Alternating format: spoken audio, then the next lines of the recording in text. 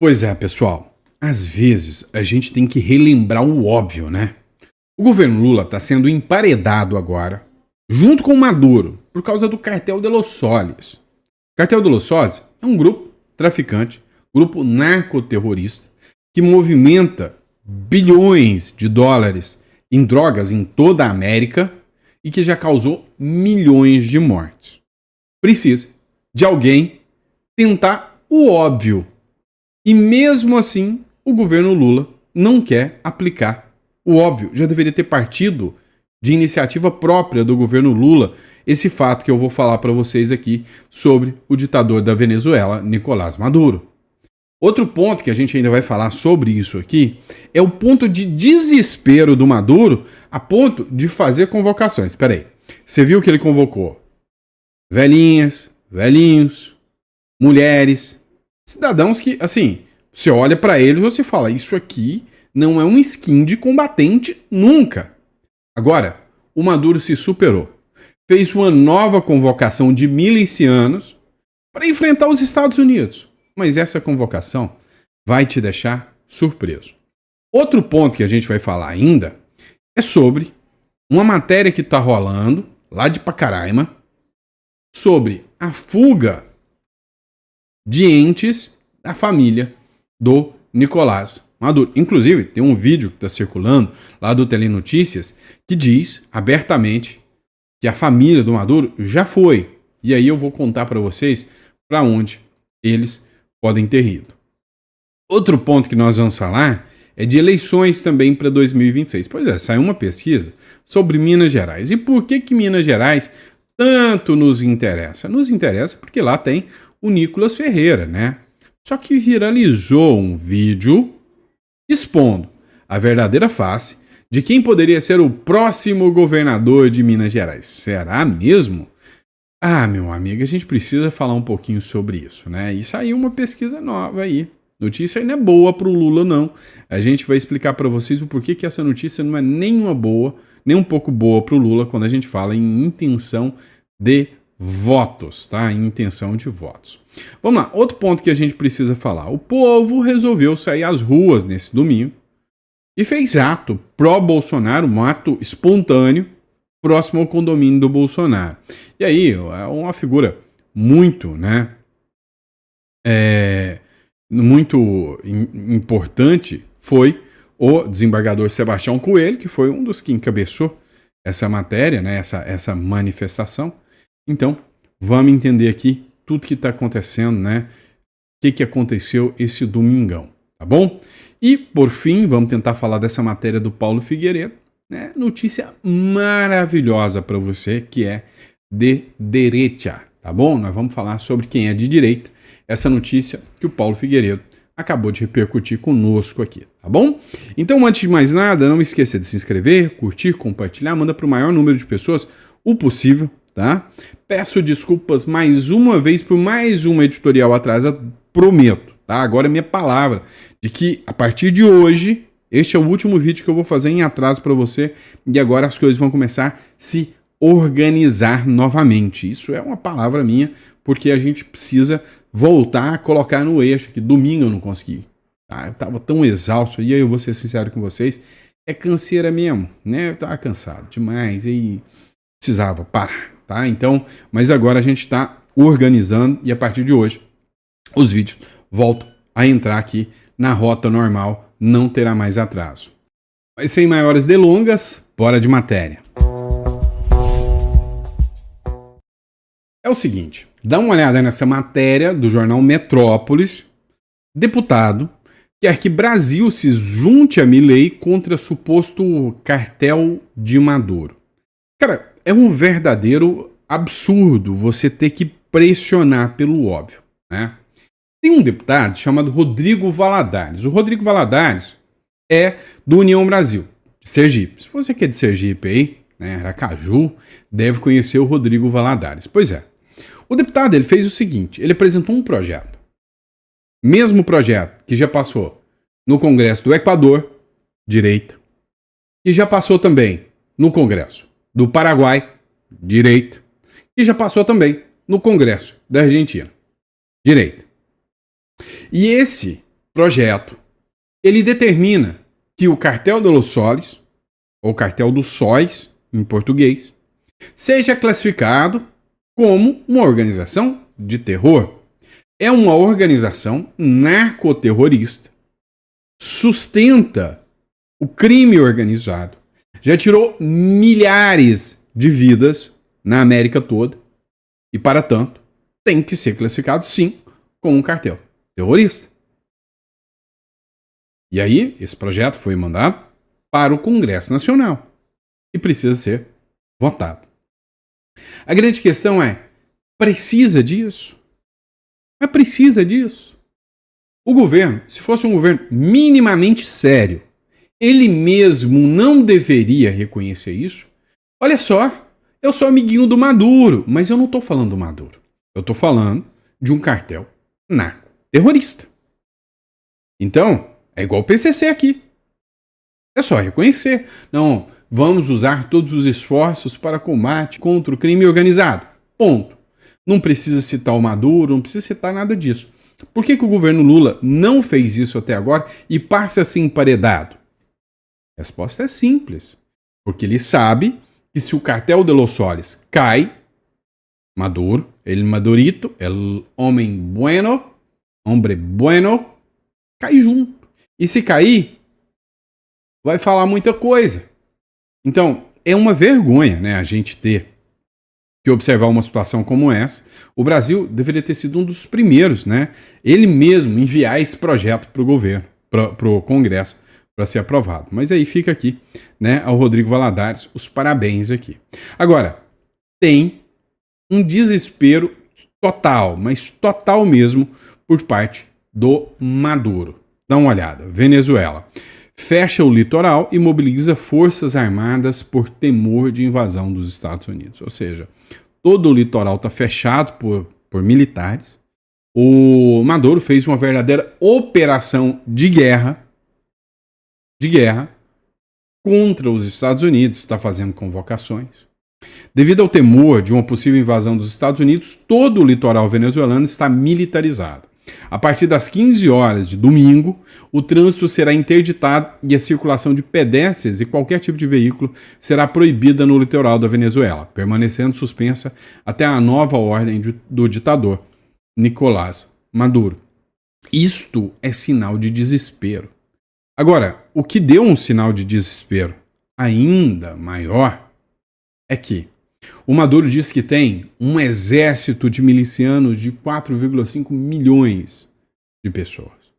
E aí, quando viralizaram e circularam os vídeos das pessoas se alistando para ser milicianos do exército do Maduro, adivinham? Senhoras, idosos, né? Gente absurdamente despreparada.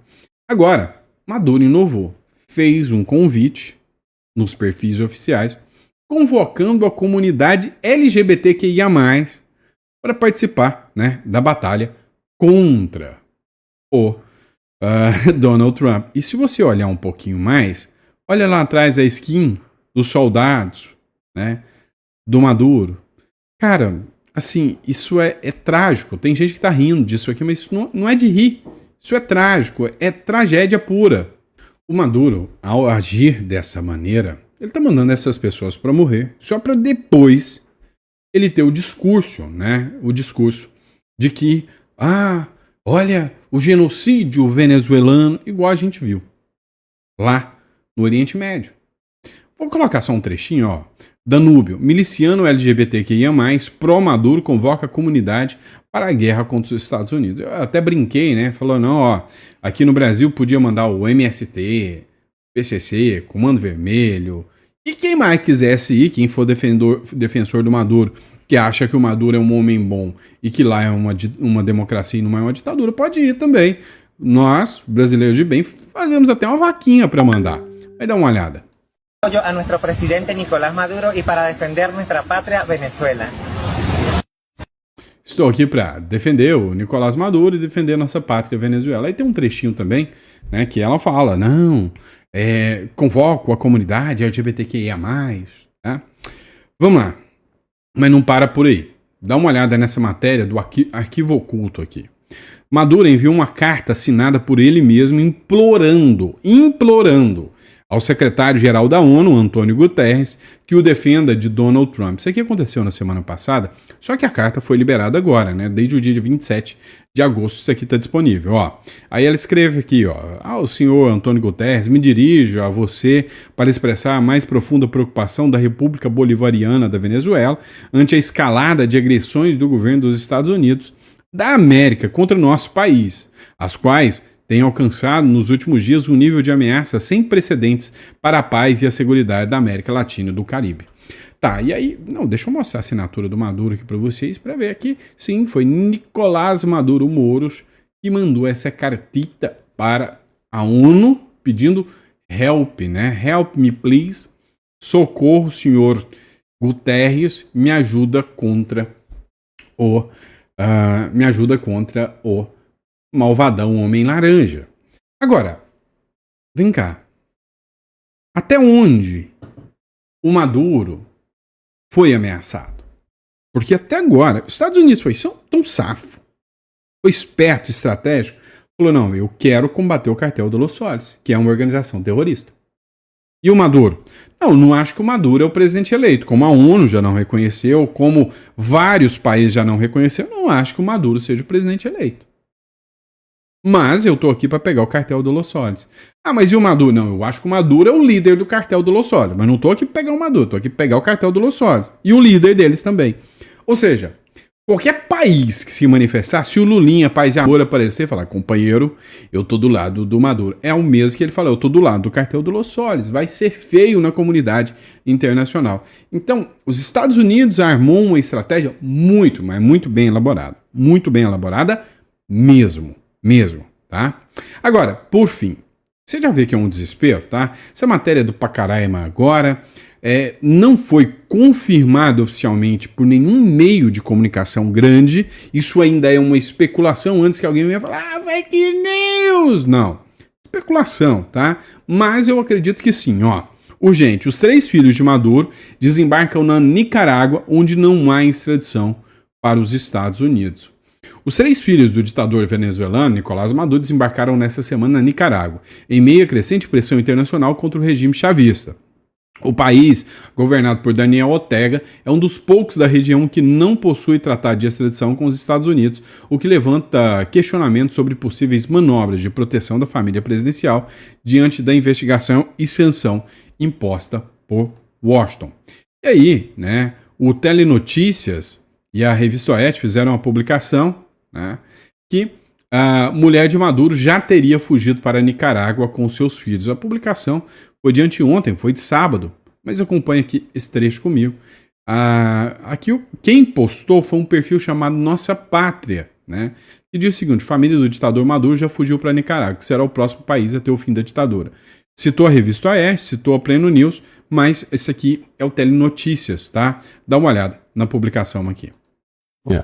A imprensa peruana e a imprensa equatoriana já estão dando conta de que a mulher de Maduro já vazou para Nicarágua. A mulher dele, com mais 3 filhos que ela tem de um outro matrimônio, e o filho que ela tem com Nicolás Maduro. Mas Maduro permanece ainda na Venezuela, em local desconhecido. Aí a gente entende o seguinte, porque nos Estados Unidos, né, a leitura é o seguinte, caindo Nicolás Maduro, imediatamente cai Daniel Ortega. Então como é que o cara vai fugir para lá? Porque a Rússia já negou o asilo a Nicolás Maduro, né? O Putin, agora muito esperto, com a possibilidade de negociar, ou seja, mercado, comércio com os Estados Unidos. Não queremos aqui Nicolás Maduro aqui. Então só restou a Nicarágua. Só que a Nicarágua caindo, ele ali na Nicarágua, né? Os Estados Unidos já levam 2 pelo preço de 1, ou quem sabe 3, né? Ou quem sabe 3. E estão dizendo que Lula não estaria fazendo isso por amizade, né?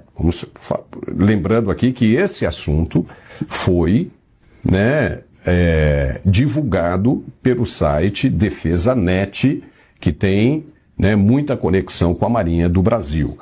Então, levando isso em consideração, Lula não estaria fazendo isso simplesmente porque é amigo de Nicolás Maduro, mas sim porque estaria sendo pressionado por Nicolás Maduro. Mas, Carlos Dias, será? Será mesmo? Porque, veja, os americanos estão interessados no que Nicolás Maduro tem a dizer, sendo que eles já têm em casa o Hugo Carvajal, El Pollo Carvajal. O que você acha? Pois é, né? Interessante esse assunto aqui. Agora, se vão fugir, se já foram, não sei. Sei o seguinte, sei que vazou sim no site Defesa Net que o Brasil teria um plano para resgatar Maduro, tanto que circulou em imprensa, El País tratou dessa matéria. Agora, se vai acontecer, eu não sei. Vamos falar de pesquisa eleitoral, pessoal? Vamos lá. Vamos entender o que está acontecendo. Matéria do Poder 360, uma pesquisa da Atlas Intel. Pacheco e Nicolas empatam na disputa ao governo de Minas Gerais, diz pesquisa. Segundo a Atlas Intel, os candidatos se encontram na margem de erro, que é de 2 pontos. O senador, que é o Pacheco, tem 32,6%. Já o Nicolas tem 30,1%, segundo a pesquisa da Atlas Intel. Pacheco seria, né, o próximo presidente, o próximo governador do estado de Minas Gerais, se essa pesquisa fosse real. Só que tem um pequeno, grande detalhe aqui, né? Logo atrás do Nicolas Ferreira, nós temos aqui o Cleitinho Azevedo, com 14%. Ou seja, se eu somo os votos de Nicolas e Cleitinho, dá 34,2%. Né? Ou melhor, dá 44,2%. Mais de 10 pontos acima do Pacheco. E se eu somo quem é de esquerda aqui, que é o Alexandre Calil, tem 8 pontos. Então, se eu somo aqui, 8 do Calil, mais 32 do Pacheco, eu tenho 40 pontos. Só que aqui eu tenho o Nicolas com 30, o Cleitinho com 14, já dá 44, já ganhou dele já. E eu ainda tenho aqui o Matheus Simões, que é do Partido Novo, sucessor do Zema, que vai trazer apoio, com toda certeza, ao Nicolas ou ao Cleitinho. Então, assim, eu duvido muito, muito mesmo, que, né, eles levem essa aqui, né? Agora, aqui tem um cenário já de segundo turno. Se fica Pacheco e Nicolas, o Nicolas leva no segundo turno, 49 a 48. Se fica o Pacheco e o Cleitinho leva de 50 a 46. Se fica o Pacheco e o Matheus Simões, que é o cara do Novo, aí sim, o Pacheco leva. Agora, se fica o Calil e o Cleitinho, ele toma lavada, né? Se fica o Alexandre Silveira e o Cleitinho, também o Alexandre Silveira toma de lavada. Ou seja, Minas Gerais, né, tem aí esse risco eminente, né? Uma piada pra gente dar risada no sábado à noite. Nunca, repito, nunca, Rodrigo Pacheco ganha do Nicolas. Também acredito. Cara, eu não acredito em nada. Essa publicação aqui foi do Paulo Bilinski, né, que escreveu, nem em 1 milhão de anos o Pacheco ganha do Nicolas Ferreira. Agora, tem um ponto interessante publicado pelo Carlos Jordi. Exatamente nesse final de semana, o Pacheco acabou mostrando seu face. Carlos Jordi escreveu o seguinte: o Rodrigo Pacheco sempre posou de moderado e pacificador. Contudo, sempre foi um esquerdista, tirano que blindou Moraes e outros abusadores, um dos grandes responsáveis pelo avanço da ditadura do judiciário no Brasil. Dá uma olhada na fala aqui do Rodrigo Pacheco, né, num evento que aconteceu esse final de semana. É esquerda, tá? Não adianta, é esquerda. Brasileiro que ousa ir para o exterior para trabalhar contra o país é traidor da pátria. Isso precisa ser dito com todas as letras. E esta bandeira do Brasil que está ali, a bandeira do Brasil que está no boné daquela senhora, essa bandeira do Brasil não é para enxugar suor de fascista. A bandeira do Brasil é um símbolo nacional que pertence a todos nós.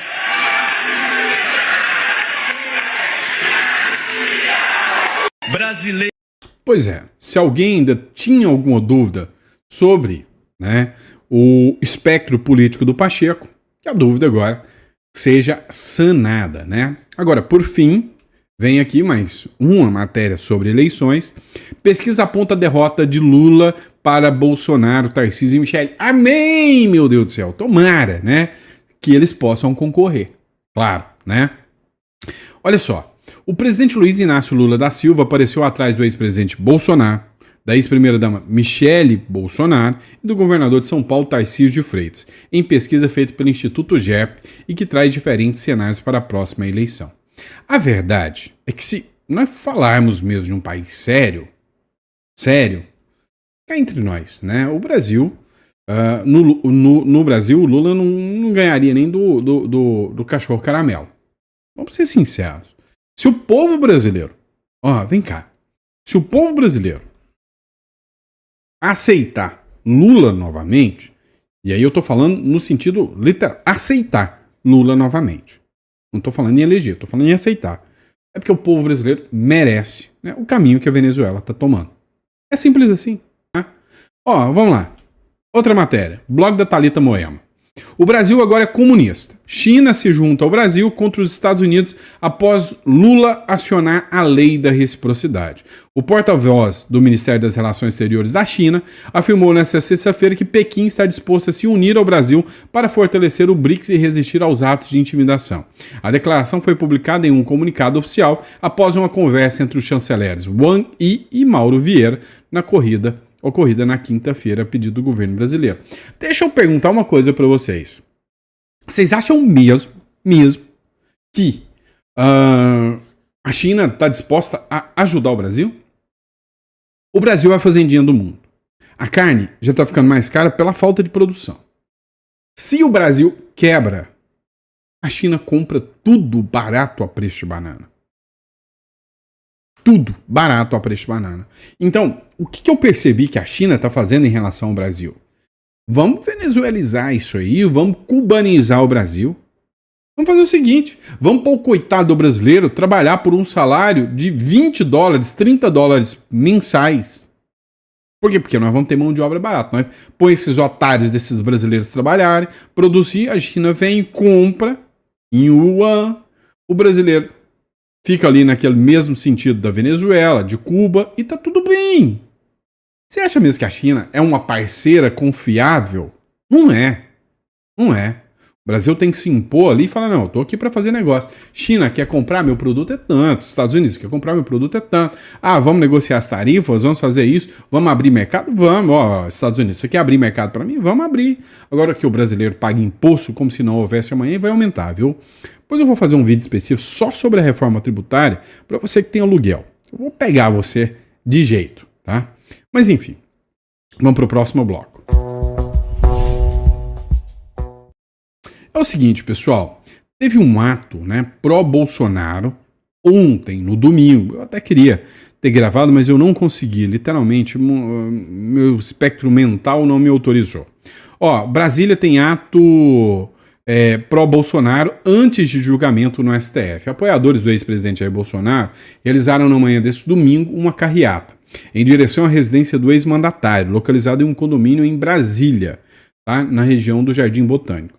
Eu acompanhei algumas matérias e realmente, né, eu acompanho muitas pessoas de Brasília e realmente foi um ato fraco, teve um atraso na realização do evento e teve pouca adesão, mas não foi um ato convocado por políticos nem nada disso, foi um ato espontâneo do povo que manifestou ali a favor do ex-presidente Bolsonaro e fizeram ali, né, a manifestação que foram até a região do Jardim Botânico, que é onde mora o Bolsonaro. Um dos pontos-chave foi a chegada ali do Sebastião Coelho, desembargador que se tornou um forte nome em defesa do ex-presidente Bolsonaro. Escuta só esse trechinho aqui.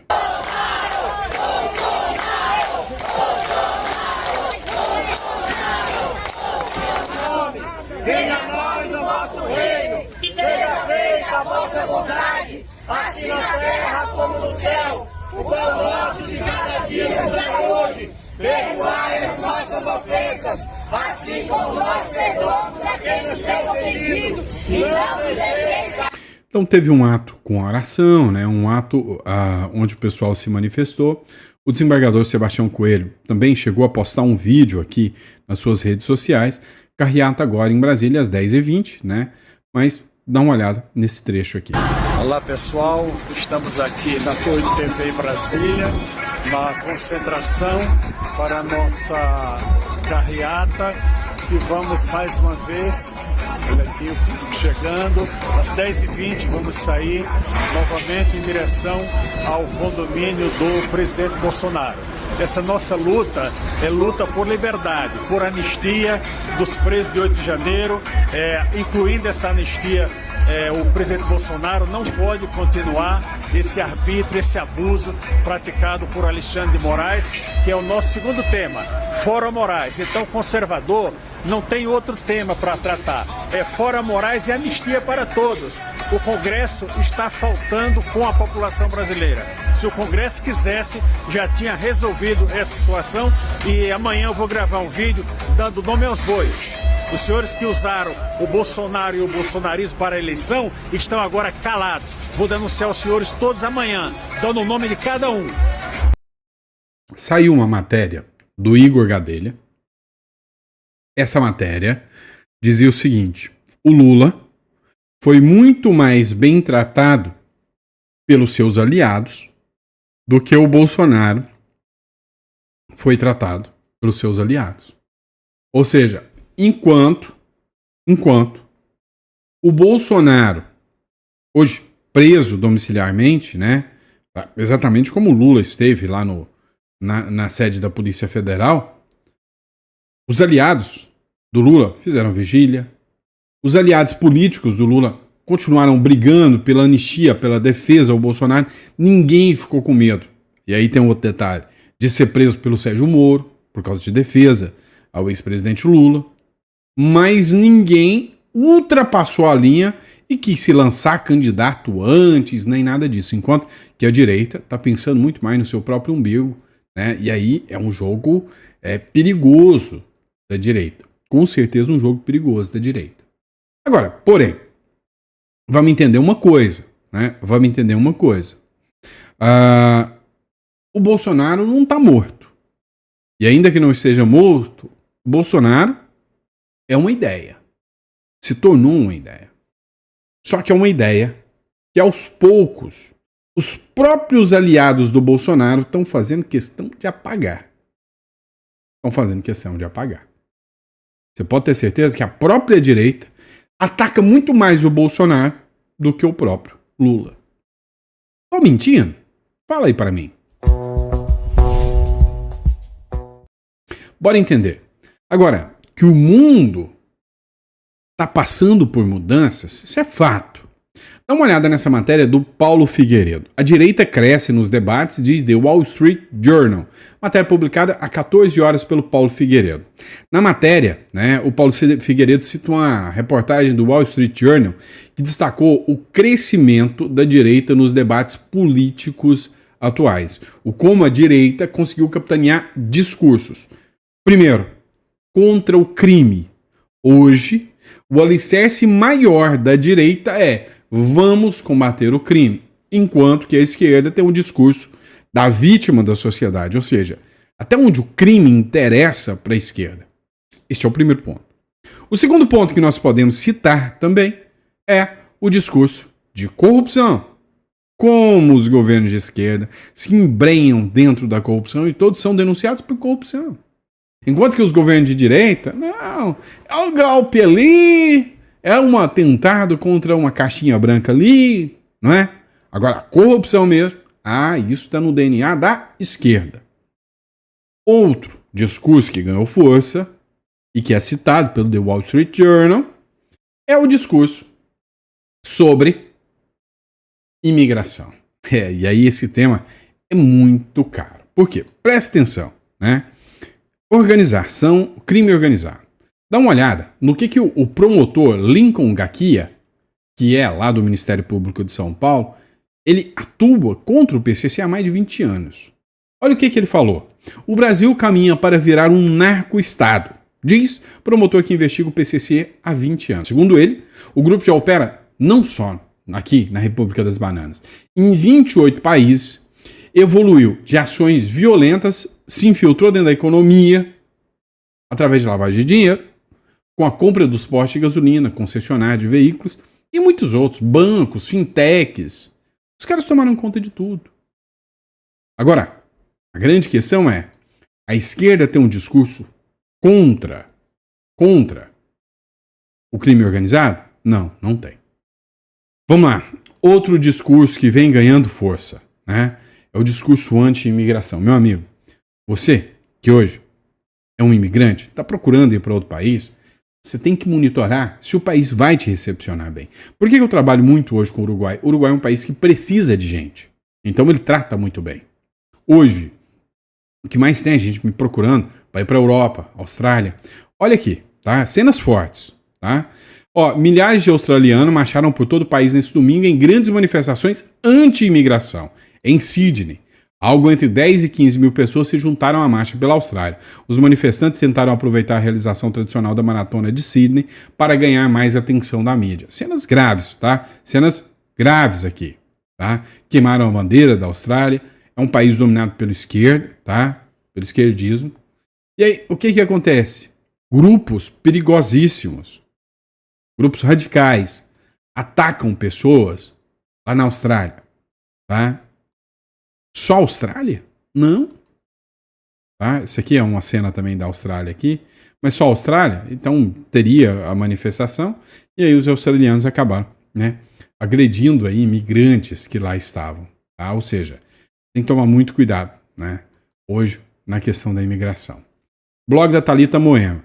O Japão foi tomado por uma onda de protestos contra a imigração que mobilizou milhares de pessoas em várias cidades do país.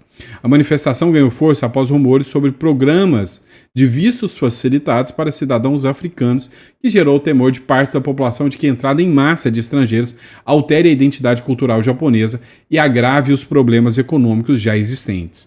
A insatisfação foi canalizada para as ruas em atos que expuseram a resistência dos japoneses diante de qualquer flexibilização política migratória. Portugal acabou de anunciar que vão prender, né? Vão prender brasileiros que estiverem em situação irregular lá. Também, né, saiu agora uma matéria, né, também com protestos generalizados no Reino Unido contra a imigração. Ou seja, o jogo está ficando cada vez mais complicado para você que está cansado do Brasil. É por isso que você tem que ir para países que estão te recepcionando bem, porque você é uma pessoa que vai para lá para melhorar o país. Então hoje, Uruguai, Paraguai, sem sombra de dúvida, são os melhores países. E aí, eu vou lembrar você, se você quer ter um plano B, porque vem cá, você vai ficar à mercê do Brasil? Você está sabendo que esses caras aqui estão querendo aumentar impostos na condição... Cara, eu vou fazer uma análise assustadora. Que com o aumento do IBS e do CBS, você pode ser taxado em quase 50% no seu imposto sobre aluguel. Imagina que você construiu sua vida inteira para receber aluguel, de repente 50% vai para o governo. Então não dá para você confiar num país desse. Eu estou colocando à disposição aqui para vocês, está o contato aqui em cima, está aqui embaixo também. Se você pretende ter um plano B, o Uruguai é um ótimo país, é o mais rápido para você ter uma cédula e o mais barato. Você vai entrar em contato aqui, na descrição, ou pelo celular acima, e eu quero te atender, tá bom? Então vou aguardar o seu contato. Fechado? Um grande abraço, fica com Deus, e eu vejo vocês no próximo editorial. Mais uma vez, perdoem pelo atraso.